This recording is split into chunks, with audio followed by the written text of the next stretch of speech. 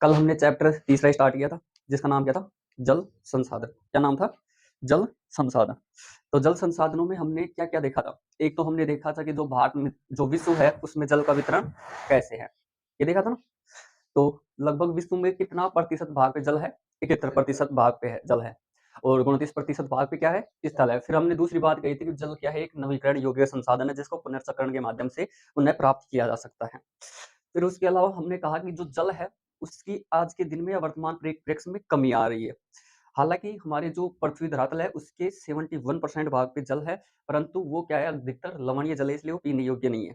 पर जो जल हमारे पास उपलब्ध है वो बहुत कम मात्रा में है, और उसका हम फिर भी क्या कर रहे हैं, अति दोहन कर रहे हैं कि हम जमीन से उसको निकाल रहे हैं और बाहर निकाल देते हैं, फिर वो नदियों नालों के माध्यम से सागरों में जाके मिल जाता है, फिर लवणीय हो जाता है। तो इस प्रकार से हमने कहा कि जो जल का हम उपयोग कर रहे हैं उसको दो रूपों में देखा था, एक तो गुणात्मक रूप से और दूसरा मात्रात्मक रूप से। गुणात्मक रूप का मतलब कि कितने अच्छा है या उसमें गुणवत्ता कितनी है जल में, और मात्रात्मकता में यानी उसकी क्वांटिटी, तो सॉरी क्या कहते हैं, उसकी जो जो उसका क्या कहते हैं कि कितनी मात्रा में, ठीक है। एक प्रकार से कि कौन कितना प्रयोग कर रहा है, वेट। एक प्रकार से अगर आप किलो के हिसाब से देखो तो वेट कहलाएगा वो। तो इसमें क्या होता है कि जो हम घरेलू उपयोग में कर रहे हैं, यानी इसका कितना उपयोग कर रहे हैं, ये कहलाता है मात्रात्मकता। और उसके अलावा सिंचाई में उपयोग कर रहे हैं, सिंचाई में जैसे हमने कुएं बनाए, नलकूप बना दिए। उसके अलावा जो औद्योगिक इकाइयां हैं उसमें भी हम इस जल का उपयोग कर रहे हैं, किस प्रकार से, मात्रात्मक रूप से, यानी कितना उपयोग कर रहे हैं, वो कहलाती है मात्रा। उसके अलावा जो जल विद्युत उपयोग किया जा रहा है उसमें भी हम इस जल का उपयोग कर रहे हैं। लगभग अपना जो भारत है उसमें 22% हिस्सा इस जल विद्युत में उपयोग किया जा रहा है। आज के दिन जो विद्युत का उत्पादन कर रहे हैं उसमें 22% केवल और केवल जल विद्युत से उत्पादन कर रहे हैं। फिर दूसरी देखी थी हमने गुणात्मकता, गुणात्मकता में ये स्वच्छ है या प्रदूषित है। तो इसमें हमने देख रखा कि जो जल है वर्तमान परिप्रेक्ष्य में ये क्या हो रहा है, प्रदूषित हो रहा है, जिसमें एक तो घरेलू अपशिष्ट हैं, रसायनों का उपयोग करना, विभिन्न प्रकार के उर्वरकों का उपयोग करना, कीटनाशकों का उपयोग करना, इससे क्या हो रहा है, हमारा जल प्रदूषित हो रहा है। और जल प्रदूषित होने के कारण हम जो मानव के उपयोग के लिए जल क्या बन गया, अब खतरा बन रहा है धीरे धीरे। और ये जो जल है ये हमारी नदियां होती हैं, नदियों के अंदर क्या है कि जो नदियां हैं उनमें ये जल में ये जो कीटनाशक हैं या उर्वरक हैं, ये मिलने के कारण नदियां क्या हो गई है, जहरीली हो गई। ये हमने गुणात्मकता के बारे में देख लिया कि जो हमने क्या है कि जो जल का उपयोग है वो दो रूपों में देखा, मात्रात्मक और गुणात्मक। आज देखेंगे कि जो हमारे भारत में जो प्राचीन जलीय कृतियां हैं, प्राचीन जलीय कृतियां मतलब कि जब हमारा भारत में पहले भी कोई जल को बचाने के लिए कोई उपाय थे क्या, या उससे पहले भारत में कुछ जल के लिए कुछ कार्य किया गया था क्या, ठीक है। कृतियां यानी कार्य, जो जल है उसके संरक्षण का कार्य। यहाँ तक क्लियर। तो अब देखेंगे प्राचीन भारत में जलीय कृतियां, प्राचीन भारत में जलीय कृतियां कि ऐसे कौन से कार्य किए गए थे, क्या प्राचीन भारत में कार्य किए गए थे। आज कह रहे हैं कि हम जल का संरक्षण करेंगे, बांध का निर्माण करेंगे, इस प्रकार से क्या प्राचीन भारत में किए गए थे ना, फिर किए गए थे क्या, तो इसमें हम कहेंगे हाँ किए गए थे, ठीक है। तो अब इसमें प्राचीन भारत में क्या किए गए थे, तो हमारे यहाँ पे अनेक सारी झीलें बनाई गई थी, और उसके अलावा अनेक सारी तालाबों का निर्माण किया गया था, बांधों का निर्माण किया गया था, या अनेक सारी विधियों का प्रयोग किया गया था प्राचीन भारत में जल को संरक्षण के लिए। और प्राचीन भारत का मतलब हमारा जो समय बीत चुका है, अतीत की घटनाएं, ठीक है। तो उसकी बात करेंगे, और इस प्राचीन में भी जब की बात करेंगे जब हमारी सभ्यताओं का लगभग जन्म हुआ था, ठीक है।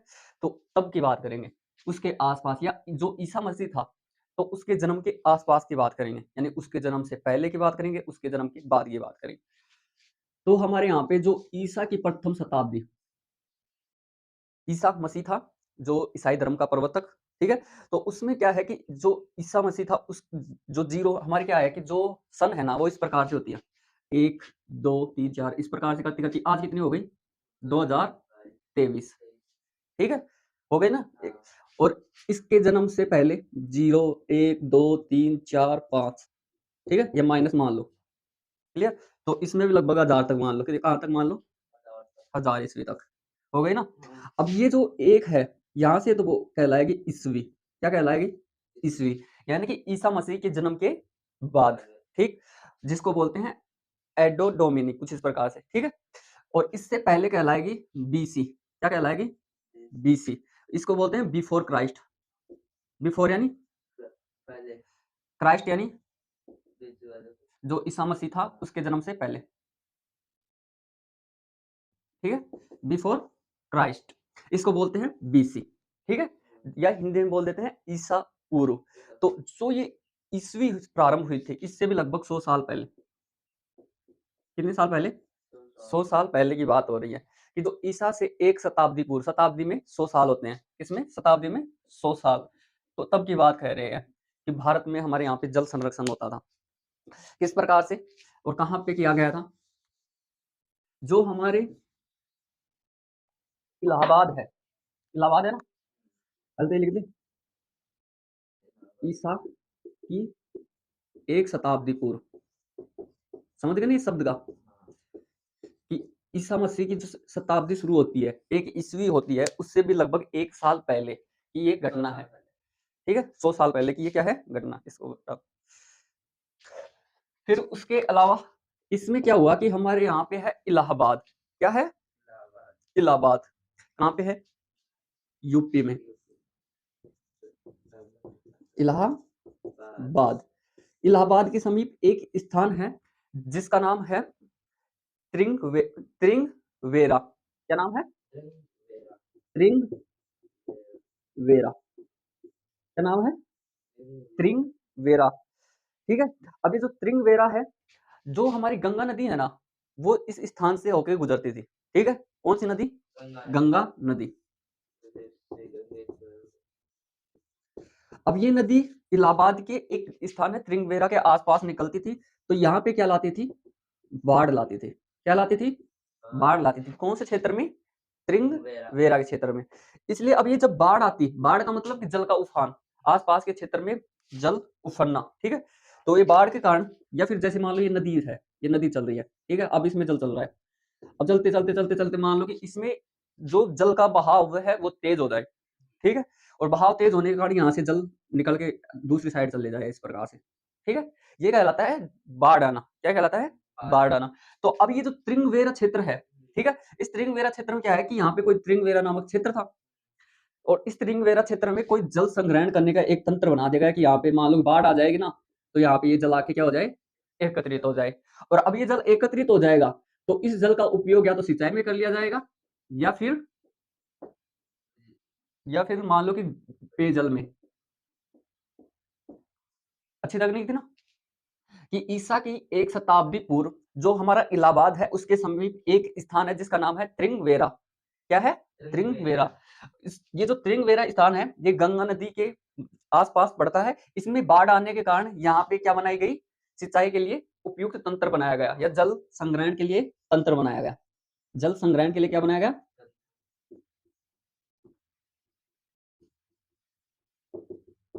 अब ये तंत्र की तरह तो बन गया, मान लो बाढ़ आ गई तो ये बाढ़ का पानी इस तंत्र के माध्यम से ऐसे चला जाएगा, ठीक है। तो ये है प्राचीन समय में हमारे द्वारा किया गया कार्य जो भारत में। फिर उसके बाद में दूसरा एग्जाम्पल देखते हैं। हमारे यहाँ पे एक शासक होता है चंद्रगुप्त मौर्य, ठीक है। कौन सा? और ये चंद्रगुप्त मौर्य इससे भी पहले था, इससे भी पहले लगभग हमारे यहाँ पे 323 बीसी, 323 ईसा पूर्व वो शासक बना था। कौन? चंद्रगुप्त मौर्य। एक वंश है जिसका नाम क्या है? मौर्य वंश, और उसका शासक है चंद्रगुप्त मौर्य, जिसे मौर्य वंश का संस्थापक कहा जाता है। और इसका जो गुरु था उसका क्या नाम था? हाँ बताओ। चाणक्य, कौटिल्य, ठीक है, जी की पुस्तक है अर्थशास्त्र, ये इसका गुरु था। तो इसने क्या किया कि अनेक सारी क्या बनाई? झीलें बनवाई। किसने? चंद्रगुप्त मौर्य ने। झीलों के अलावा बांध बनाए। क्या बनाए? बांध बनाए। और उसके अलावा यहाँ पे जो सिंचाई तंत्र किया गया था ना, सिंचाई तंत्र का निर्माण, ठीक है, तो यहाँ पे भी जल तंत्र बनवाया। क्लियर? ये हमारा प्राचीन भारत कब की बात आ रही है? आज से लगभग 2500-3000 साल पहले की बात है। तब हमारे यहाँ पे इस प्रकार से कार्य हो रहे थे, 2500 साल पहले। और आज हम कह रहे हैं कि जल का संरक्षण करो, जल का संरक्षण करो। हाँ, उसके अलावा हमारे यहाँ पे एक स्थान है जिसका नाम है कलिंग। क्या है? हाँ, कलिंग कहाँ पे है? उड़ीसा में। कहाँ पे है? उड़ीसा में। कलिंग के अलावा नागार्जुन कोंडा कहाँ पे है? आंध्र प्रदेश में। कौन सा? नागार्जुन कोंडा कहाँ पे है? आंध्र प्रदेश में। ठीक है, नागार्जुन कोंडा कहाँ पे है? आंध्र प्रदेश में है। उसके अलावा एक है बेन्नूर, हाँ ये है कर्नाटक में। कहाँ पर है? और एक है कोल्हापुर, कोल्हापुर से मंगाया डीजे है। और जो कोल्हापुर से मंगाया डीजे मेरा गाना बजा दो, कुछ इस प्रकार सॉन्ग था ना। तो हमारे यहाँ पे जो बॉलीवुड की मूवी कहाँ पे बनती है? मुंबई में। मुंबई में बनती है। मुंबई किसकी राजधानी है? तो कोल्हापुर कहाँ पे होगा? याद रहेगा ना? महाराष्ट्र, ठीक है, सपनों की नगरी मुंबई। क्लियर? जो कलिंग उड़ीसा, नागार्जुनकोंडा आंध्र प्रदेश, बेन्नूर कर्नाटक और कोल्हापुर महाराष्ट्र। इसमें क्या होता था कि यहाँ पे भी सिंचाई के अनेक सारे स्रोत प्राप्त हुए या सबूत प्राप्त हुए।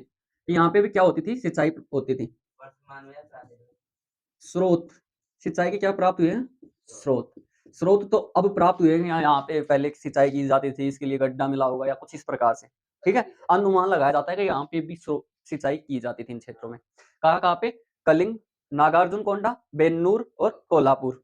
कलिंग उड़ीसा, नागार्जुनकोंडा आंध्र प्रदेश, जो बेन्नूर है कर्नाटक, और उसके अलावा कोल्हापुर महाराष्ट्र। महाराष्ट्र में क्या मंगा दिया? डीजे। डीजे मंगाने के बाद में यहाँ पे डांस किया, और डांस करने के बाद में क्या हुआ कि यहाँ पे देखा कि यहाँ पे तो सिंचाई की पहले परियोजना चलती थी, काड़े पी लिया, फिर खोद खाद, हाँ ठीक है। फिर उसके अलावा जो हमारे यहाँ पे एक सदी आती है 11वीं सदी। कब की बात है? 11वीं सदी। इस 11वीं सदी में हमारे को यहाँ पे किसके साक्ष्य मिले हैं? जो 11वीं सदी में देखो, एक चीज होती है कृत्रिम। क्या होती है? कृत्रिम। और एक होती है प्राकृतिक। दोबारा सुनो, कृत्रिम और प्राकृतिक। प्राकृतिक का मतलब जो हमारी प्रकृति की देन है, वो चीज कहलाएगी प्राकृतिक। और कृत्रिम का मतलब जो मानव के द्वारा निर्मित हो। जैसे वर्तमान समय में हमारे यहाँ पे दो बात होती है कि भारत की सबसे बड़ी प्राकृतिक झील कौन सी है, और दूसरी बात आती है भारत की सबसे बड़ी कृत्रिम झील कौन सी है। तो अगर प्राकृतिक की झील की बात करें तो जो हमारी उड़ीसा में चिल्का झील है वो क्या है? प्राकृतिक झील है, ठीक है।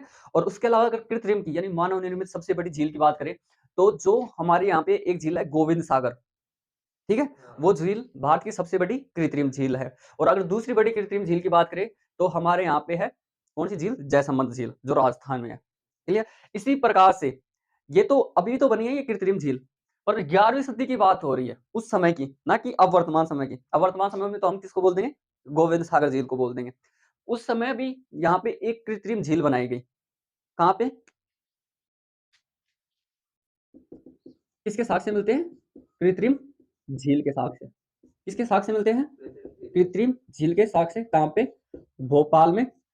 और भोपाल भोपाल में कौन सी झील है? भोपाल झील। क्या हो जाएगी? भोपाल झील हो गई ना। और ये क्या थी? बड़ी थी। क्या थी? क्लियर? दोबारा से देखो कि 11वीं सदी में एक कृत्रिम झील थी जो कि उस समय की सबसे बड़ी झील थी। कहाँ पे थी? भोपाल में। और भोपाल किसकी राजधानी है? मध्य प्रदेश की। क्लियर? तो अब ये कहाँ पे हो गई? मध्य प्रदेश में या एमपी में। उसके अलावा हमारे यहाँ पे जो 13वीं शताब्दी आती है, कौन सी शताब्दी आ रहा है? 13वीं शताब्दी। इस 13वीं शताब्दी में क्या है? वैसे तो आपकी बुक में लिख रखा है 14वीं शताब्दी, ठीक है, मैं अभी पहले भी बता देता हूँ। पर हमारे यहाँ पे एक वंश आएगा जिसका नाम था गुलाम वंश, ठीक है। उसका शासनकाल 1206 से स्टार्ट होता है और चलता है, यानी लगभग 13वीं शताब्दी में ही चलता है। पर आपकी बुक में लिख रखा है 14वीं शताब्दी। क्या लिख रखा है? 14वीं शताब्दी। तो वो 14वीं शताब्दी में नहीं चलेगा क्योंकि वो 1206 से स्टार्ट हुआ था। क्लियर? और लगभग 12 जो 12वीं शताब्दी है ना उसी में समाप्त, जो 1200 वाली ईस्वी थी ना, तो उसके बाद में क्या कह देंगे उसको? 13वीं शताब्दी, तो उसी में वो वंश समाप्त हो जाएगा। तो अब ये क्या कहलाएगा? 13वीं शताब्दी में। 14वीं काट लेना उसमें से, बुक में से, ठीक। तो 13वीं शताब्दी में हमारे यहाँ पे एक शासक होता है जिसका नाम है क्या? इल्तुतमिश, ठीक है। ये गुलाम वंश से संबंधित था, ठीक है। किस वंश से संबंधित था? गुलाम वंश से संबंधित था। इसने क्या किया कि जो दिल्ली है, जो ये गुलाम वंश है, गुलाम वंश ने दिल्ली सल्तनत की क्या की थी? स्थापना की थी। तो अब जितने भी कार्य करवाएंगे तो वो कहाँ पे कराए जाएंगे? दिल्ली में करवाए जाएंगे। तो दिल्ली में एक फोर्ट है जिसका नाम है श्री फोर्ट। उसके आसपास जल सप्लाई के लिए एक हौज बनाई गई, यानी कि दिल्ली में क्या बनाई गई? जल सप्लाई के लिए हौज बनवाई। दिल्ली में जल सप्लाई के लिए क्या बनाई? हौज। हौज जानो तो? हौज तो जानो तो? ठीक है, वो टाइप के अंदर की ऐसी अगर दिल्ली के अंदर पानी की आवश्यकता करनी पड़े तो वो के अंदर ही को हो जाए, कोई बात नहीं, सप्लाई हो जाएगा। ठीक है, जल सप्लाई के लिए हौज का निर्माण किया गया। अब फिर से देखो ये कि हमने जो देखा कि क्या प्राचीन भारत में भी यहाँ पे जल के लिए कुछ कार्य किया गया था कि क्या? तो हमने कहा हाँ जी, बहुत सारे कार्य किए गए थे, कुछ ही नहीं किए गए थे। जिनमें से कुछ कार्य तो हम बता देते हैं और बहुत कुछ बाद में कभी जब आगे चल के देखेंगे तब। ठीक है? तो इसमें से कुछ कार्यों में हम कहेंगे जो कि ईसा की 1 शताब्दी से पूर्व जो इलाहाबाद है, उसका एक क्षेत्र है जिसका नाम है त्रिंगवेरा। क्या नाम है? त्रिंगवेरा। इस त्रिंगवेरा क्षेत्र में गंगा नदी इसके आसपास क्या होती थी? प्रवाहित होती थी और प्रवाहित होने के साथ उसमें बार-बार क्या आ जाती थी? बाढ़ आ जाती थी। बाढ़ आने के कारण यहाँ पे क्या किया गया है कि जल संग्रहण के लिए एक तंत्र बना दिया गया है कि अगर ये बाढ़ आएगी तो इस स्थान पे आके ये जल एकत्रित हो जाए। तो ये थी एक तो। फिर उसके बाद में हमारे यहाँ पे एक मौर्य शासक होता है जिसका नाम है चंद्रगुप्त मौर्य। उसने अनेक सारी झीलें, बांधे और जल तंत्रों का क्या किया? निर्माण करवाया। उसके अलावा जो कलिंग था, कलिंग कहाँ पे है? उड़ीसा में।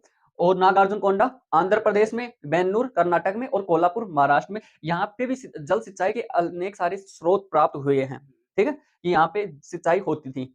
उसके अलावा 11वीं सदी के अंदर, 11वीं सदी के अंदर हमारे को यहाँ पे कृत्रिम झील के साक्ष्य मिले हैं, यानी कृत्रिम झील मिली है। और ये जो झील थी उस समय की क्या थी? सबसे बड़ी झील थी और कहाँ पे थी? भोपाल में थी। फिर उसके बाद में अगली बात आती है 13वीं शताब्दी के अंदर एक वंश आता है जिसका नाम है गुलाम वंश, जिसका एक शासक है जिसका नाम है इल्तुतमिश, जिसका शासनकाल है 1210 से लेके 1236 तक कुछ इस प्रकार से उस इल्तुतमिश का। ठीक है, उसके बाद में उसकी बेटी आएगी रजिया सुल्तान। तो इस प्रकार से 1210 से है, अब कब तक है वो देख लेना एक बार बुक में। तो ये है इल्तुतमिश। इसने क्या कराया? दिल्ली के अंदर जल सप्लाई के लिए एक हौज का निर्माण करवाया। ये जो शब्द है ना, त्रिंगवेरा बोला है मैंने, ये है श्रृंगवेरा, ये स है इस प्रकार से। क्या है? स। क्या है? त्रिंगवेरा। राजस्थान में एक था अजमेर। कौन सा स्थान था? अजमेर। और भारत में एक स्थान है जिसका नाम क्या है? कन्नौज। ठीक है, एक अजमेर और कन्नौज। अजमेर का शासक था पृथ्वीराज चौहान तृतीय, यानी पीसी थर्ड। और यहाँ का शासक था जयचंद गैडवाल। कौन था? जयचंद गैडवाल। तो जो अजमेर का शासक पृथ्वीराज चौहान तृतीय था, उसका क्या था कि इसकी पुत्री थी, किसकी? जयचंद गैडवाल की। क्या नाम था? संयोगिता। क्या नाम था? संयोगिता। तो इसका इससे क्या होता है? प्रेम प्रसंग हो जाता है। किससे? संयोगिता से। क्लियर? अब ये जो संयोगिता है, इसका जो विरोध कौन किया कि आप पृथ्वीराज चौहान से शादी नहीं करोगे, ये जो प्यार प्रेम ही उन्हें दूर करो। ठीक है, तो फिर इसके लिए जयचंद गैडवाल क्या करता है कि पहले एक चीज होती थी स्वयंवर। ठीक है, स्वयंवर यानी खुद का वर खुद चुनो। कि अनेक साथ राजाओं को क्या कर लिया जाता था? आमंत्रित कर लिया जाता था कि जो वहां की जो क्या कहते हैं राजकुमारी थी ना, उसको वर को चुनने के लिए ये था कि आप किसी को जाके चुन सकते हो इन अनेक सारे राजाओं में से।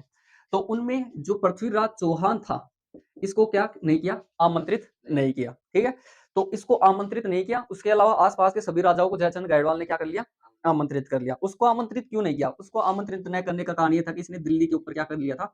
अधिकार कर लिया था। ठीक है, पहले दिल्ली गैडवालों के पास रहती थी, पर इससे पहले एक शासक आता है जिसका नाम है पृथ्वीराज चौहान से पहले, जिसका नाम है विग्रहराज चतुर्थ। उसने दिल्ली पर अधिकार कर लिया था। इस कारण इसकी नहीं, इससे नहीं बनती थी और संयोगिता से इस कारण से विवाह नहीं होने देगा। अब विवाह नहीं होने देगा तो इसने स्वयंवर रचित कर दिया और स्वयंवर के अंदर पृथ्वीराज चौहान को नहीं बुलवाया। तो क्या किया? पृथ्वीराज चौहान की एक प्रतिमा लगा दी। क्या लगा दी?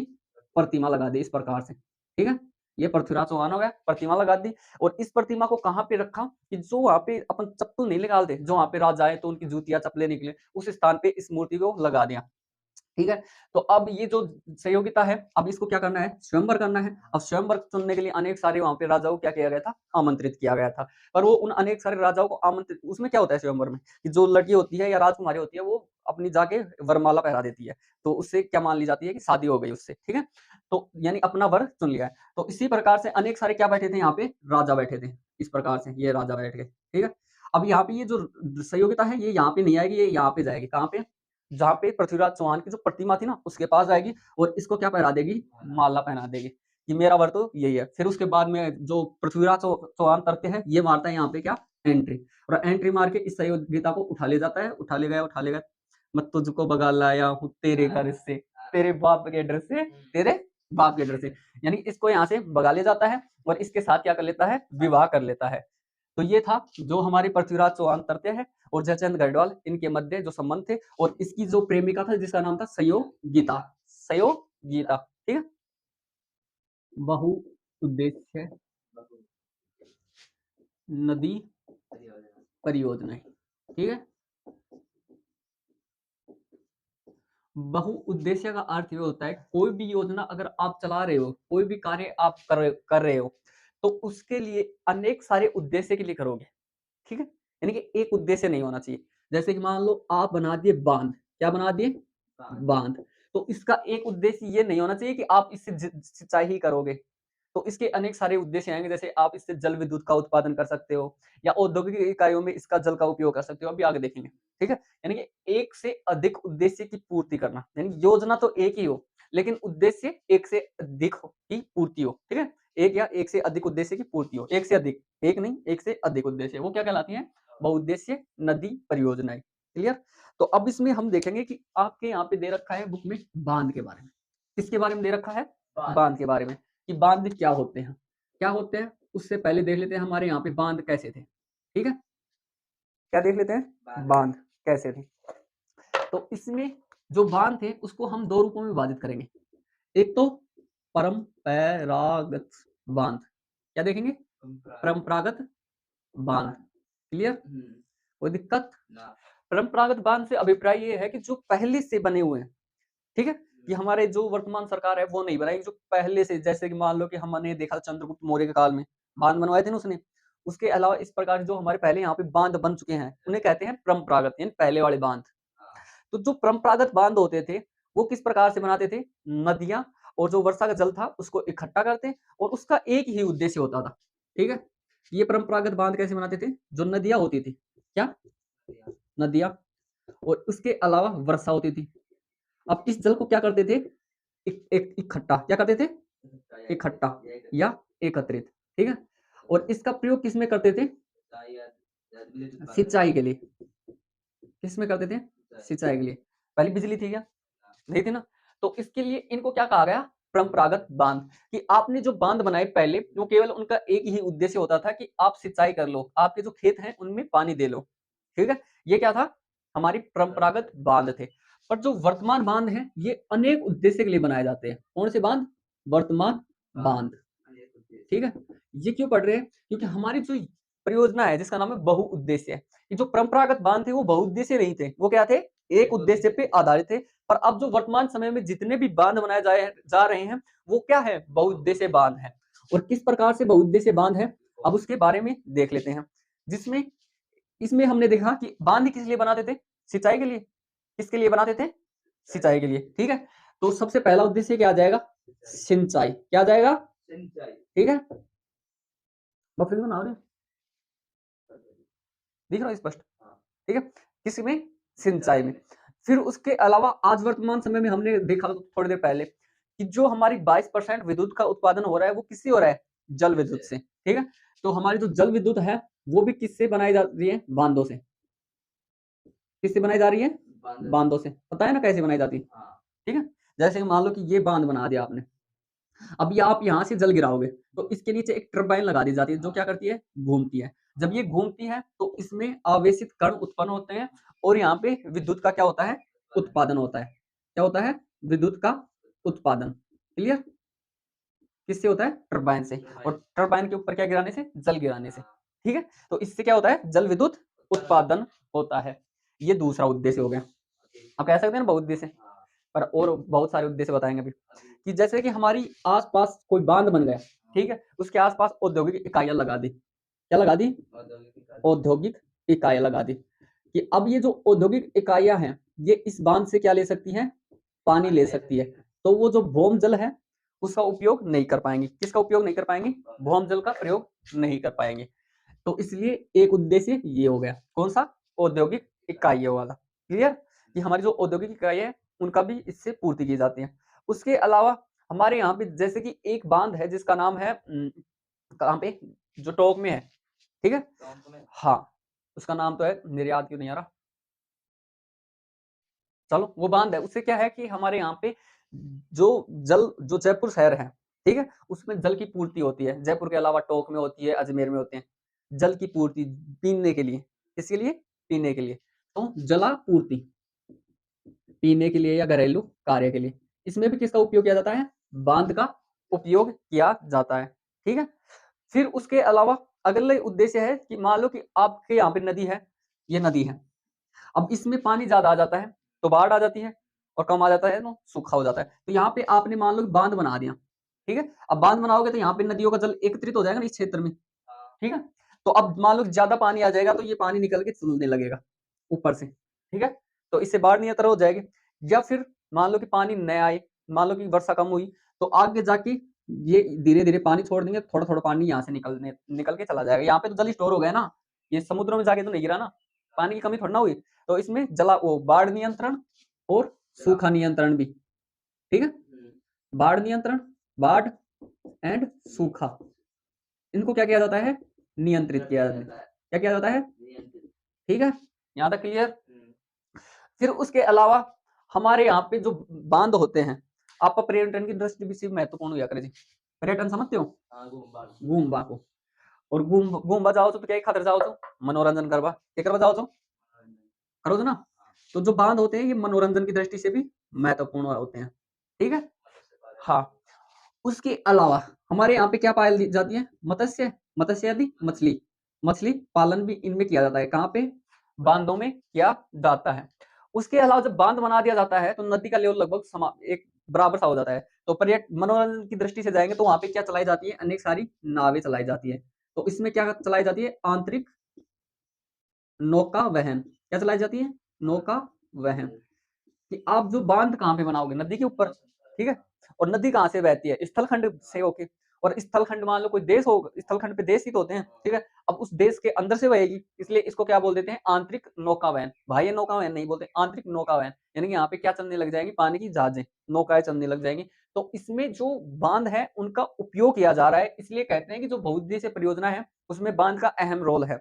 दोबारा से देखो कि जो वर्तमान बांध है वो बहुउद्देशीय की दृष्टि से सबसे महत्वपूर्ण है। इसमें बहुत सारे उद्देश्यों को पूरा किया जाता है, जिसमें सिंचाई को पूरा किया जाता है, जलापूर्ति को पूरा किया जाता है, औद्योगिक इकाइयों में जल की पूर्ति की जाती है, अपने घरेलू कार्य के लिए जल की पूर्ति की जाती है, बाढ़ को नियंत्रण किया जाता है, और सूखा को भी क्या किया जाता है? नियंत्रण किया जाता है। उसके अलावा जो हमारे यहाँ पे मनोरंजन है, ठीक है, वो भी किया जाता है, मत्स्य पालन किया जाता है, और आंतरिक नौका वहन यहाँ पे है।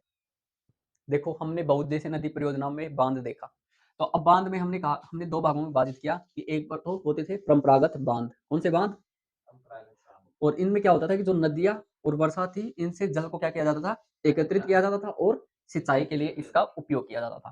फिर उसके बाद में हमने कहा कि दूसरे बांध का प्रकार था वर्तमान समय में जो बांध निर्मित होते हैं वो। इन बांधों में क्या होता था कि जो सिंचाई थी वो की जाती थी। उसके अलावा जो जल विद्युत का प्रयोग किया जाता था, विद्युत के उत्पादन के लिए, मनोरंजन के लिए इसका उपयोग किया जाता था, मछलियों के पालन के लिए, और नौका वहनों के लिए भी इनका क्या किया जाता है? प्रयोग किया जाता है। इन उद्देश्यों को क्या किया जाता है? पूरा किया जाता है। उसके अलावा औद्योगिक इकाइयों में जो जल की आपूर्ति की जाती है इस उद्देश्य की पूर्ति की जाती है। जो हमारे घरेलू जल आपूर्ति होती है, शहरों के अंदर जल आपूर्ति होती है, उसमें भी सिंचाई की इन बांधों की अहम भूमिका होती है। उसके अलावा जो बाढ़ और सूखा इनको नियंत्रण करने में भी हमारे बांध बहुत सारे उद्देश्य को पूरा करते हैं, ठीक है। ये हमने कहा कि ये बांध क्या होते हैं? बहुउद्देश्य होते हैं। तो इसमें एग्जाम्पल में हम एग्जाम्पल में क्या देखेंगे? दो बांधों के बारे में देखेंगे। एक तो है भाखड़ा नांगल बांध। कौन सा? भाखड़ा नांगल बांध। उसके अलावा एक बांध है जिसका नाम है हीराकुंड बांध। क्या नाम है? हीराकुंड बांध। यहाँ तक क्लियर? ये जो भाखड़ा नांगल बांध है ये जो व्यास और सतलुज नदियां है, कौन कौन सी नदियां? व्यास और सतलुज। दोनों नाम मिलते हैं इसके, सतलज भी बोलते हैं, कोई सतलुज भी बोल देता है, दोनों ही मिलेंगे नाम, ठीक है। या फिर थारी पुस्तक में सतलज भी मिल जाए, सतलुज भी मिल जाए। तो व्यास और सतलज ये किसकी सहायक नदियां थी? झेलम की, सॉरी सिंधु की, जिसकी सहायक नदी झेलम, चिनाब, रावी, व्यास, सतलुज, ठीक है। तो ये व्यास और सतलुज इनकी जो बेसिन है, हाँ, इसके आसपास इस बांध का क्या किया गया है? निर्माण किया गया है। और इस बांध का उद्देश्य क्या है? सिंचाई करना, ठीक है। क्या करना? सिंचाई करना। और उसके अलावा विद्युत का उत्पादन करना। किसका उत्पादन करना? विद्युत का उत्पादन। ठीक है। फिर अगला बांध आता है हीराकुंड बांध। हमारे यहाँ पे एक नदी है जिसे क्या नाम है? नर्मदा नदी, महानदी। कौन सी नदी? महानदी। अभी जो महानदी है इसके बेसिन में एक डैम का निर्माण किया गया है जिसका नाम है हीराकुंड बांध। अब इसका उद्देश्य क्या है? इसका भी देख लियो उद्देश्य। इसका उद्देश्य, पहला उद्देश्य तो हर लगभग सिंचाई रहती है ज्यादातर तो, ठीक है। और उसके अलावा बाढ़ को नियंत्रण। किसको नियंत्रण? बाढ़ को नियंत्रण। अभी बताए थे ना उद्देश्य में। यहाँ तक क्लियर? समझ में आ गए कि हमने जो बांध देखे थे परंपरागत और आधुनिक बांध या वर्तमान बांध। तो उसमें वर्तमान बांध को हमने बहुउद्देशीय बांध बताया, जिसमें हमने अब एग्जांपल देखते हैं कि जो भाखड़ा नांगल बांध है जो कि व्यास और सतलुज नदी के बेसिन के आसपास है। इसका उद्देश्य एक तो सिंचाई के करना और विद्युत का उत्पादन करना। उसके अलावा जो हीराकुंड बांध है ये महानदी के जो बेसिन है उसके ऊपर बना हुआ है और ये भी सिंचाई और बाढ़ को नियंत्रण करने में इसका अहम रोल अदा है। तो बांध है क्या? बांध ये होते क्या है? ठीक है। तो पहली चीज आएगी इसका अर्थ क्या है, बताइए। पहला क्वेश्चन बन जाएगी बांध का अर्थ है। तो बांध का अर्थ है जलाशय। क्या है? क्या है? ठीक है, याद रह जाएगा ना कि बांध क्या है। ये बांध का अर्थ क्या है? जलाशय है। और ये जो बांध होता है ये किस प्रकार का होता है? ठीक है। तो बांध क्या होता है? एक ढलवा हिस्सा का होता है। ढलवा हिस्सा, समझ लो है। जैसे मान लो कि ये नदी बह रही है, क्लियर। अब यहाँ पे बांध बना दिया, ठीक। तो अब ये इस प्रकार से, थोड़ा इस प्रकार से रहेगी इसकी आकृति इसके अंदर से। देखो अभी आगे देखो वो सब लिखते हैं उसमें समझ में आएगा। और ढलवा हिस्सा में क्या होता है कि ऊपर और अंदर, क्या क्या? ऊपर एंड अंदर। इसके ऊपर और अंदर क्या होता है? जल रुक रुक कर बहता है। जो जल है वो क्या करता है? रुक रुक कर बहता है। रुक रुक कर बहता है। यहाँ तक क्लियर? ये क्या होता है? बांध होता है। ये बांध एक जलाशय है जिसका जो ऊपरी हिस्सा है वो ढलवा है और ऊपर और अंदर जल क्या होता है? रुक रुक के बहता है। जैसे आपने ये बांध बना दिया, ठीक है। अब इस बांध को पहले तो क्या करेंगे, बांध ऊपर तक भरेगा। जैसे मान लो कि ये आप पानी डाल रहे हैं और ये पानी का आगे डोड़ो लगा दिया, अपने गाँव वाली भाषा में समझो ना, ठीक है।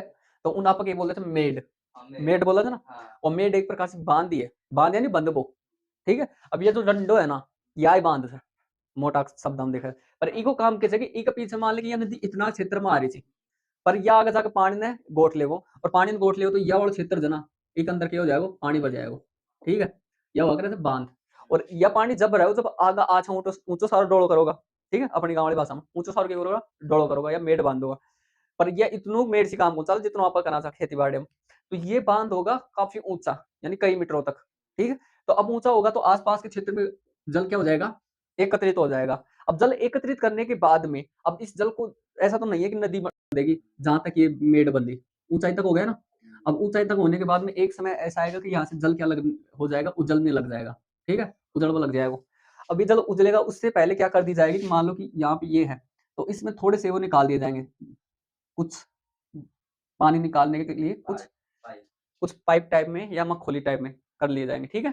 तो इससे क्या होगा? जल निकल के बाहर आ जाएगा और इस प्रकार से अब ये ऊंचाई पे बन गया, ये वाला हिस्सा ऊंचाई पे, काफी ऊंचाई पे हो गया। अब ऊंचाई से जल गिराओगे तो इसके नीचे मान लो कि लगा दिया आपने टरबाइन। क्या लगा दी? टरबाइन लगा दी। अब ये घूमेगी, अब ये घूमेगी तो किसका उत्पादन होगा? विद्युत का उत्पादन होगा। किसका उत्पादन होगा? विद्युत उत्पादन। देखो, एक तो ये बाढ़ को नियंत्रित कर दिया कि मान लो कि आगे जाके बाढ़ ना आए, नदी में ज्यादा पानी आ जाए, क्योंकि उससे पहले ये जो मखोली या टाइप से है ना, ये जो क्या बोलते हैं इसको, जो आप पाइप कहते हो, पाइप टाइप में इसमें जगह निकाल दी जाएगी, ठीक है।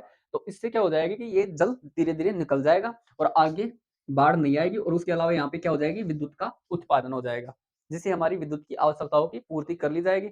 बाढ़ नियंत्रण हो गया, विद्युत की आवश्यकता की पूर्ति हो गई। या मान लो आसपास कोई औद्योगिक इकाई लगा दी गई यहाँ पे, ठीक है। यहाँ पे ये चिमनी लगा दी गई ना। तो अब इसमें मान लो जल की आवश्यकता है तो यहाँ से लेके यहाँ पे सीधा सीधा जल ले आओ, भूमि का जल निकालने की आवश्यकता नहीं पड़ी ना।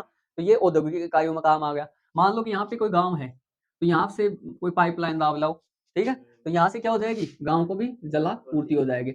इसलिए कहते हैं कि जो बांध होते हैं ये क्या होते हैं? बहुउद्देश्य होते हैं। क्लियर?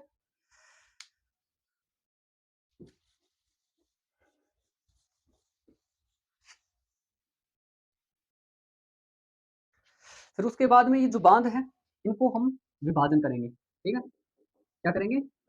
विभाजन करेंगे। विभाजन 2 आधारों पे करेंगे, विभाजन या वर्गीकरण, ठीक है? दोनों एक ही शब्द हैं और ये जो विभाजन है 2 आधारों पे करेंगे। एक तो संरचना के आधार पे, किसके आधार पे? और एक करेंगे ऊंचाई के आधार पे, ठीक? जो संरचना के आधार पे है इसको हम कितने भागों में बांटेंगे? 3 भागों में बांटेंगे। इसमें कितने में? 3। ये जो संरचना है ये लकड़ी की है, यानी लकड़ी का बांध है, ठीक है? या फिर तटबंध बांध है। कौन सा? तटबंध बांध है या फिर पक्का बांध है। पक्का बांध मतलब जो रोडी कंक्रीट होती है ना, आज के दिन वर्तमान समय में बनाए जा रहे हैं उसकी बात। कौन सा बांध? पक्का बांध। ये जो बांध है इसकी संरचना यानी कि इसका जो निर्माण किया गया है वो किससे किया गया है, कौन सी संरचना दी गई है, उसमें एक तो लकड़ी से बनाया हुआ हो या एक तटबंध हो या फिर पक्का बांध हो। फिर उसके बाद में अगला आता है ऊंचाई के आधार पे। किसके आधार पे? ऊंचाई के आधार पे। तो इसकी कुछ निश्चित ऊंचाइयां तय कर रखी है जिसमें भी इसको 3 भागों में बांटते हैं। कितने भागों में बांटते हैं? 3 भागों में। एक तो निम्न ऊंचाई, ठीक है? निम्न यानी सबसे कम ऊंचाई वाला बांध, छोटो बांध है। उसके अलावा मध्यम ऊंचाई। कौन सी ऊंचाई? मध्यम ऊंचाई, क्योंकि थोड़ा बड़ो है, ठीक है? और एक होता है निम्न के बाद उच्च ऊंचाई, ठीक है? उच्च ऊंचाई या सबसे बड़ो है, यानी कि ये तो सबसे छोटो है या सबसे बड़ो है और बीच को है उन्हें मध्यम। तो ये क्या हो गई? इसकी ऊंचाई के आधार पे इसका क्या हो गया? वर्गीकरण हो गया। तो हमने देखा बांध होता क्या है? बांध का अर्थ होता है जलाशय, और ये जो बांध होता है ये ढलुआ हिस्सा वाला होता है जिसके ऊपर की साइड और अंदर की साइड, ठीक है? ऊपर और अंदर की साइड क्या है कि जो जल है ना वो रुक रुक के आता है। रुक रुक के क्यों आता है? क्योंकि इसमें हम प्लग लगा देते हैं।